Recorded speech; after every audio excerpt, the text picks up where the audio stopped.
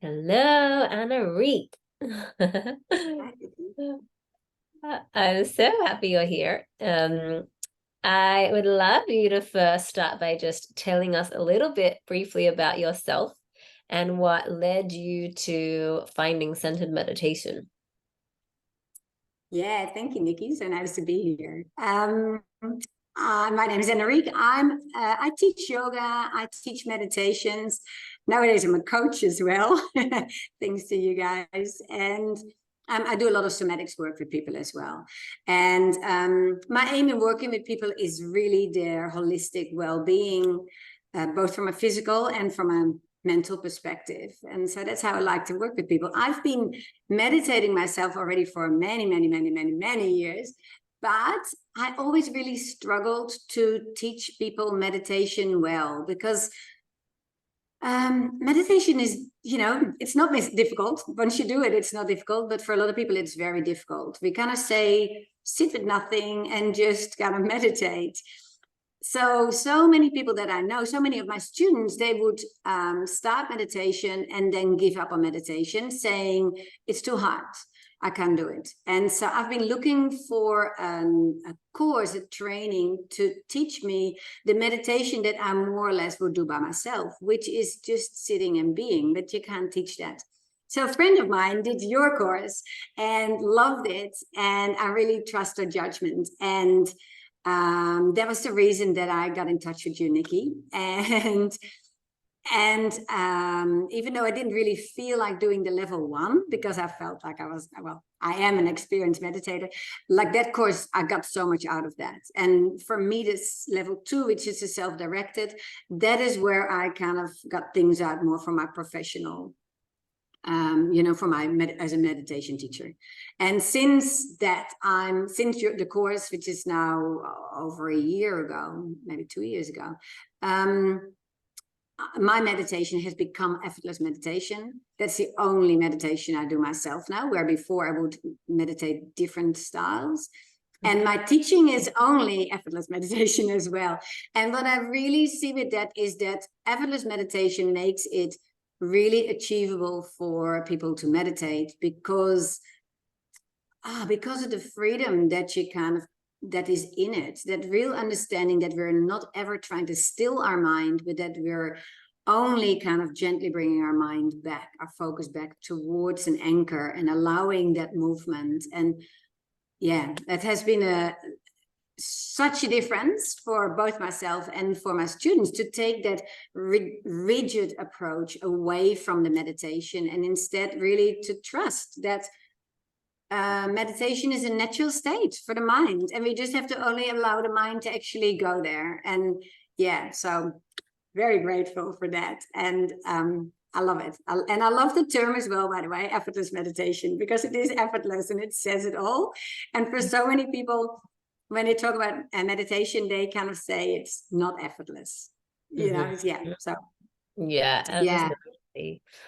Thank you. And what about the actual teacher training program? What did you get from the training? You mentioned the first one, you were kind of hesitant at first because you maybe were beyond that within your teaching career, and yet you did get so much out of it. So what do you feel like you got out of it? Yeah, well, the personal growth, or the inner growth, as you guys call it. So it's not, yes, you learn how to meditate and how to teach meditation in the teacher training. But the most important part is really the self-reflection, and the really going very deep into removing veils, to really step into your own power and into the purpose that is there for you in life. So yeah, it has been such a difference for me and I've done lots of courses before, but this course in 12 weeks really takes you to so much depth, and the real essence of the things that are holding you back, that has a difference. Yeah. Yeah. And what impact do you feel like that had on your life then? What like tangible change did that have on your day to day? Yeah. couple of it's on lots of different levels, but one of the things, for example, that I could really deal with, that as I grew up, I was always the protector of my parents, of my family. Within my family, I was the therapist, and I never really realized it that much. And the price that I had to pay for that was that I always was the strong one. I was always the one that had to hold myself up. I was there for other people. Other people could be vulnerable, but I could not allow myself to be vulnerable. And in the course, like through the journeys, it became that pattern became very clear. The pattern of even though I would see myself as approachable, at the same time, I would not really open up myself about areas that I was wounded, that were painful for me, or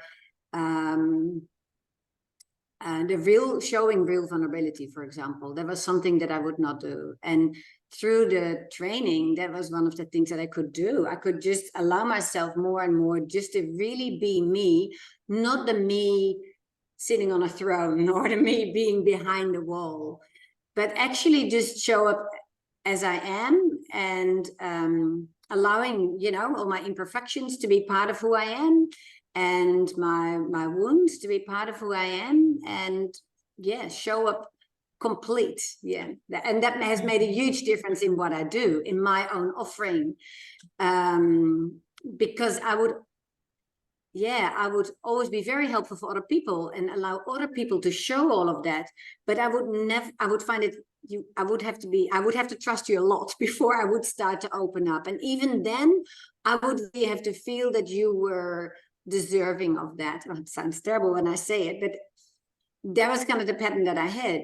And nowadays I just don't have that anymore. Like, I don't have to know you very well. I'm very happy to, tell you all the secrets out of how I was growing up, and the wounds. And like, my parents were very hippie, and so they had very different relationship style, for example, from what the traditional style is.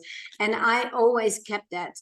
I kept that away, and I never acknowledged that. And by not acknowledging that and keeping that away, I didn't realize how I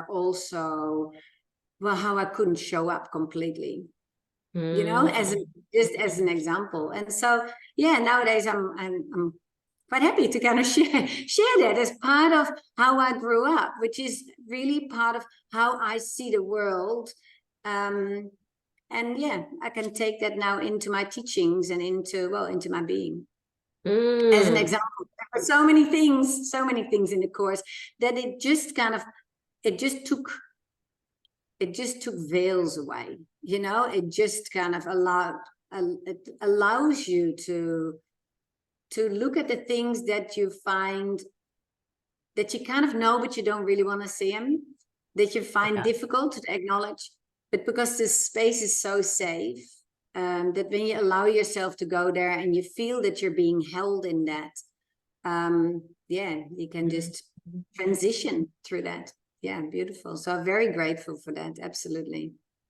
Thanks so much for sharing so authentically and vulnerably, and really giving us that deep insight into what you were like before, and then that change that you went through, and then what that's made available to you now. It's really, it's incredible. And it's, as you say it now, it makes so much sense, and you get it and you understand it. But I know, and that beforehand, it's you don't know what you don't know. So you didn't know, you were just you, and you were for you were authentic and open, and then you realized, oh, there's a next level to being that. And actually, if I really honestly, authentically look at myself, maybe I'm not. And then you really had so much courage during the course to do the work and go there and unveil, as you're saying, and peel back all those layers. So I really just acknowledge you for all of that you did.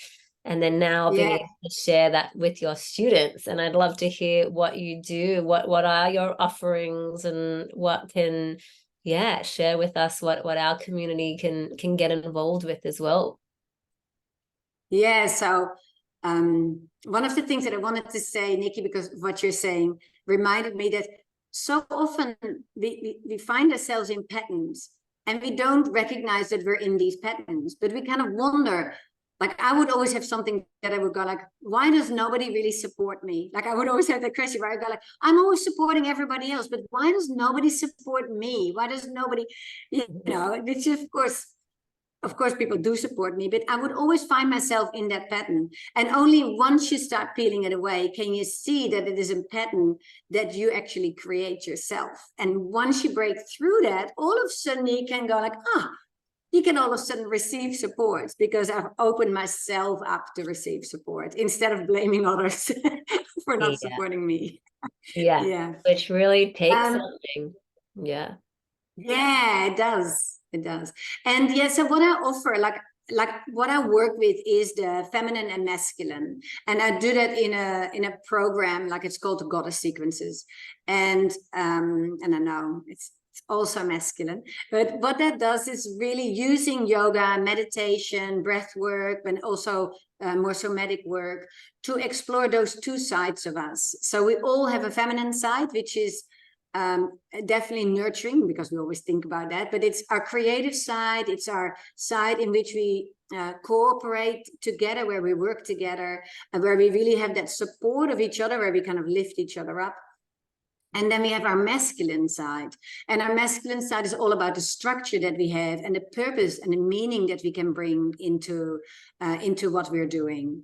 And it is, you know, of course, it's also our strength, our inner strength, but there's also the strength in the feminine, which is much more a supportive kind of strength. And so what I work with is the archetypes of the Hindu goddesses and gods, Eva sequences, and then the goddess sequences. So those, the masculine and the feminine, to allow, individuals to kind of explore those sides within themselves. And that program is set up in different layers. So there's a layer where you can just do the practices. There's a layer where you can go into the program, where you have lots of exercises and find much more depth. And, you know, a lot of things that I learned through the inner coaching program as well are in those programs as well, the real peeling away of the layers. And then there's a teacher training program layer as well, so that people can actually become teachers themselves as well for these sequences and these programs. Wow, sounds amazing. Yeah. And what do you have? Yeah. What do you have coming up? Is there anything in particular? My retreats are coming up, so there's still some spots available in October in Norfolk Island. And so if anybody's interested in a week going deep with yoga and meditation, that's coming up. And my programs, they come up, like I run over every year. So then next year I'll be running these programs where again, they can either be attended online, but they're also even nowadays all recorded. So they're also as an app available where you can go do all the work, and then there's personal guidance as part of that. Yeah, so that's all for next year. Busy year ahead again. Yes, well, this year is kind of rounding off with just a couple of retreats. Perfect. And what is your business called, and how can people find out about the programs coming up? Yeah, so my business is called Yoga for You. So yoga and then the number 4 and you. And all the programs and everything is linked there. So also for the goddess sequences, all of that is linked on my website, which is yogaforyou.online or yogaforyou.com.au. Both of them linked to the same website. Amazing. Yay. Well, thank you so much for sharing with us and explaining and being with us. And I'm just, so excited by who you are and what you are up to in the world and making the difference that you are. So thank you so much. Thank you, Nikki. Yeah, really lovely to talk to you. Yay.